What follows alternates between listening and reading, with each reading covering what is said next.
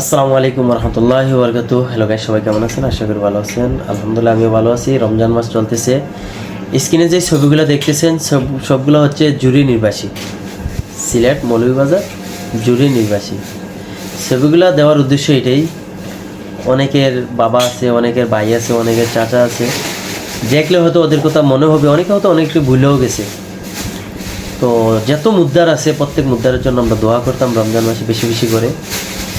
আর যারা এখনও দুনিয়াতে বেঁচে আছে, আল্লাহ যাতে ওদেরকে ন্যাক হায়াত দান করে।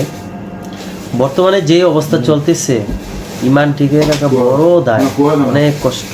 তো একটা জিনিস চিন্তা করে দেখলাম, রমজান মাসে ধনী গরিব সবার সামনে ইফতারের সময় কম বেশ অনেক কিছু ইফতারি থাকে, কিন্তু কেউ খায় না। কারণ একটাই, আল্লাহকে রাজি খুশি করবে, আল্লাহর বয়ে খাইতেছে না।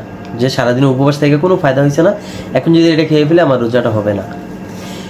কিন্তু রমজান মাসে যে আল্লাহ থাকে, রমজানের পরে তো এই আল্লাহই থাকে। আমরা মুসলমান, আমরা তো এক আল্লাহর বিশ্বাসী, একজনের উপাসনা করি।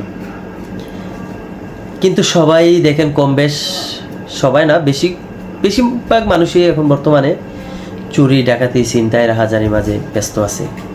কার থেকে কে বেশি টাকা জমাবে, কার থেকে কে বেশি টাকা জমাবে, এই চাঁদাবাজি করতেছে, র্যাপ করতেছে, দর্শন করতে, কত কিছু। ওই সময় কি একবার আল্লাহর কথা মনে হয় না?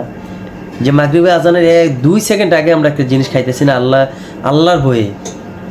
আর এত কিছু করতেছে মানুষে, অন্যের হক খাইতেছে, অন্যের জমি দখল করতেছে। ওই সময় কি একবারও আল্লাহর কথা মনে হয় না যে আল্লাহ তো দেখতেছে? আমরা কি ভুলে গেছি? আমাদের প্রত্যেকের নাম কিন্তু মৃত্যুর তালিকায় আছে, আমরা সবাই মরতে হবে। এই যে এই মানুষগুলা দেখেন, অনেকে বয়স অনেক বেশি হওয়ার কারণে মারা গেছে, অনেকে আছে একদম ইয়াং, যে কোনো একটা হয় খুন হয়েছে, আর নয় কোনো বড় ধরনের একটা রোগে মারা গেছে। এই যে ছোটো ছোটো বাচ্চাগুলো দেখেন, এই বাচ্চাটাও তো মনে অনেক আশা ছিল। কত বাচ্চা আছে মায়ের গর্ভে থেকেই শেষ হয়ে দিছে। আল্লাহ তো আমাদেরকে এখনও বাঁচিয়ে রাখছে।